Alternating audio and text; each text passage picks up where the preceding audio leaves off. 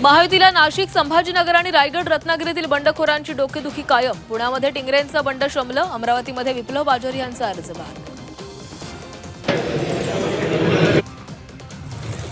सांगली सातारा विधान परिषद निवडणूक अर्ज छाननीमध्ये 7 जणांचे अर्ज वैध. अर्जात त्रुटी आढळल्यानं एक अर्ज अवैध. अर्ज माघारीनंतर निवडणुकीचं चित्र होणार स्पष्ट. 7 जून रोजी सायबर सुरक्षा प्रशिक्षण शिबिर. शिवसेना उद्धव बाळासाहेब ठाकरे पक्षाकडून शिबिराचं आयोजन.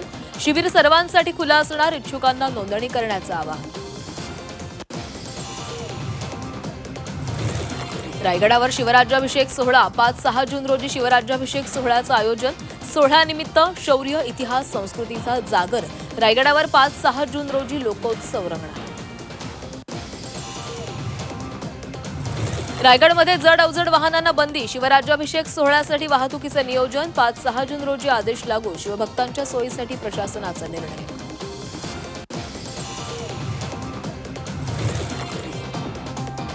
रायगडावर गॅस स्टोव्ह चूल वापरण्यास बंदी. खाद्यपदार्थ स्टॉलवर चूल गॅस वापरण्यास बंदी. शिवराज्याभिषेक सोहळा पार्श्वभूमीवर निर्णय. अपघात धोका टाळण्यासाठी प्रशासनाकडून खबरदारी. भीमाशंकर मंदिर परिसरातील विकास आराखड्याच्या कामामुळे भाविकांना दर्शनासाठी बंदी. मंदिर बंद असल्यानं भाविकांचा हिरमोड. कोणतीही सूचना फलक नसल्यानं प्रशासनाविरोधात तीव्र नाराजी व्यक्त. शेतकरी कर्जमाफीला कॅबिनेटची मान्यता. 2 लाखांपर्यंतच्या कर्जमाफीवर शिक्कामोर्तब. आचारसंहितेच्या नावाखाली कर्जमाफी लांबवली जात असल्याचा किसान सभेचा आरोप. मान्सून उद्या केरळमध्ये दाखल होण्याची शक्यता. मान्सूनच्या आगमनास अनुकूल वातावरण. विदर्भासह कोकणात आज पावसाचा अंदाज. उत्तर महाराष्ट्रातही वादळी पावसाची शक्यता.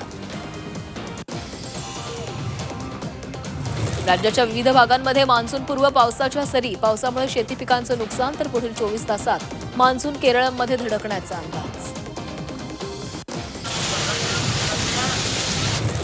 पुण्याच्या जुन्नरमध्ये मान्सूनपूर्व पाऊस. वादळी पावसामुळे लिलाव शेड जमीनदोस्त. नारायणगाव बाजारातील शेड कोसळले.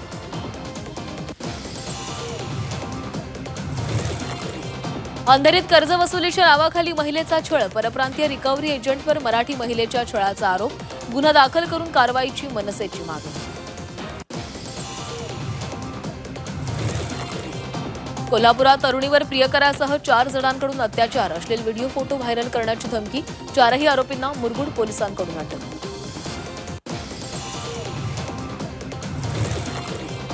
आठ वर्षीय अल्पवयीन भाचीवर मामाकडून अत्याचार. 14 वर्षांच्या मामाकडून भाचीवर अत्याचार.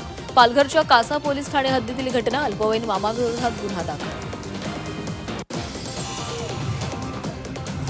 घरगुती गॅस सिलेंडरचा भीषण स्फोट. स्फोटामुळे 1 मजली इमारत कोसळली.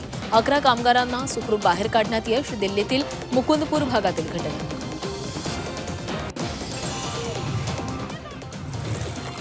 विवाहित मुलींना हक्क नाकारता येणार नाही. सर्वोच्च न्यायालयाचा मोठा निर्णय.